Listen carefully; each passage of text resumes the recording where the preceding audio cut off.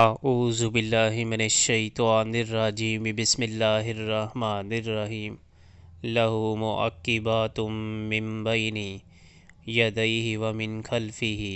یحفظونہ من امر اللہ ان اللہ لا یغیر ما بقوم حتی یغیروا ما بانفسہم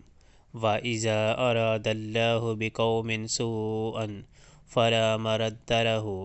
وَمَا لَهُم مِّن دُونِهِ